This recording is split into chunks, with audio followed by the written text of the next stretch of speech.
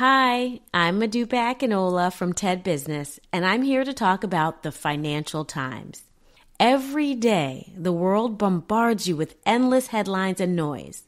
What matters most? Facts and context. That's where the Financial Times comes in. With clarity, depth, and truly independent reporting, the FT helps you cut through the noise and see what's real and why it matters. Stay informed with the trusted source leaders around the world rely on. Visit ft.com/sourceft to read more and save 40% on a digital FT subscription. Bonjour, ici Patrick Pierrat, éditeur d'Info Bref. Voici l'essentiel des nouvelles en ce mercredi 8 octobre. À Washington, la rencontre entre Donald Trump et Mark Carney s'est apparemment bien passée. En public, le président américain n'a pas tari d'éloges sur le premier ministre fédéral. Trump a qualifié Carney de dirigeant de classe mondiale et d'excellent négociateur qui sait ce qu'il veut.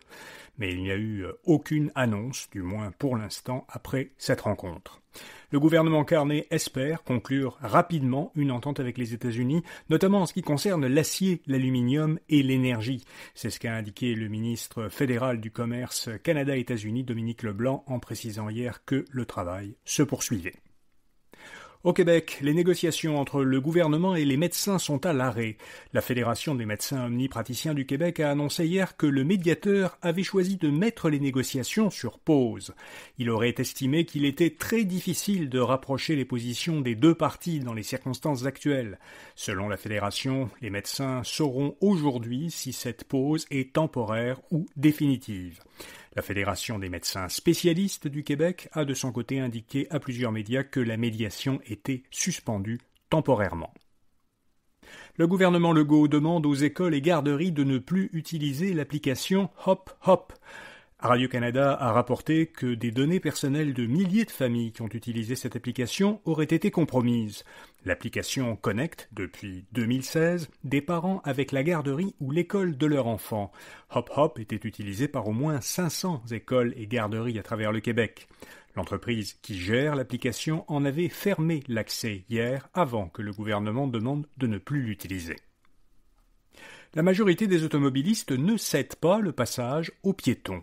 C'est ce qu'a démontré une étude menée par Piétons Québec en septembre dernier dans 9 municipalités, dont Québec, Gatineau et Saguenay. Seulement 28% des plus de 2400 conducteurs observés se sont arrêtés pour laisser passer les piétons qui avaient la priorité. L'organisme souligne que ne pas respecter la priorité des piétons peut avoir des conséquences graves. Entre 2018 et 2020, une collision mortelle sur 5 est survenue après qu'une personne au volant n'a pas cédé le passage à un piéton alors qu'elle avait l'obligation de le faire. Le groupe Normandin est vendu, mais il va garder des propriétaires québécois. Fondé en 1969, le groupe Normandin de Québec exploite 44 restaurants et 4 hôtels au Québec. L'entreprise passe aux mains de Chêne Blanc de Lévis, sur la rive sud de Québec, une société active dans les secteurs de la construction, des services aux entreprises et de l'immobilier. Chêne Blanc présente cette acquisition comme un moyen de diversifier ses activités en y ajoutant une division restauration et hôtellerie. La société qui détient la bourse de New York investit dans un service de paris en ligne. L'entreprise américaine Intercontinental Exchange va investir 2 milliards de dollars américains dans Polymarket, un service en ligne de paris qui utilise les crypto-monnaies. Le service permet de parier sur l'issue de certains événements dans différentes sphères, dont le sport et la politique. Il a notamment orchestré plusieurs paris qui ont porté sur la dernière élection présidentielle américaine. Polymarket connaît un certain succès depuis quelques années. Il incarne l'émergence de ce qu'on appelle un marché de prédiction, que certains voient comme un substitut au sondage. La transaction valorise la société à environ 8 milliards de dollars américains. Tesla annonce des versions moins chères de 2 de ses voitures électriques.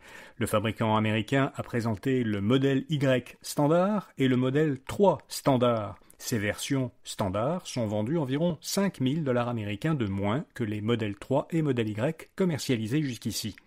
Les nouvelles versions de ces véhicules se distinguent par quelques différences au niveau de la finition, une batterie moins volumineuse et l'absence d'écran tactile à l'arrière.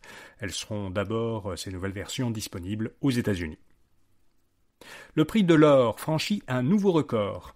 Les contrats à terme sur l'or ont dépassé hier 4 000 $ américains. Le cours de l'or a augmenté d'environ 50% depuis le début de l'année. Cette hausse s'explique principalement par l'incertitude économique créée par la guerre tarifaire du gouvernement américain. Plus récemment, le sentiment d'incertitude s'est amplifié avec la paralysie budgétaire aux États-Unis qui retarde la publication de plusieurs données économiques et qui prive de salaire des fonctionnaires fédéraux. Et puis le prix Nobel de physique a été décerné à un trio de chercheurs, un Britannique, un Français et un Américain. Ils ont été récompensés pour leur découverte en mécanique quantique macroscopique. Les 3 chercheurs ont réalisé une série d'expériences pour démontrer que les propriétés de la mécanique quantique, qui est normalement du domaine de l'infiniment petit, peuvent se concrétiser dans un système assez grand pour être tenu dans la main, explique le comité Nobel. Leurs travaux ont ouvert la voie au développement de la prochaine génération de technologies quantiques. Voilà, vous savez l'essentiel. Bonne journée et à demain matin. Hi, this is Joe from Vanta. In today's digital world, compliance regulations are changing constantly, and earning customer trust has never mattered more. Vanta helps companies get compliant fast and stay secure with the most advanced AI, automation, and continuous monitoring out there. So whether you're a startup going for your first SOC 2 or ISO 27001, or a growing enterprise managing vendor risk, Vanta makes it quick, easy, and scalable. And I'm not just saying that because I work here. Get started at Vanta.com.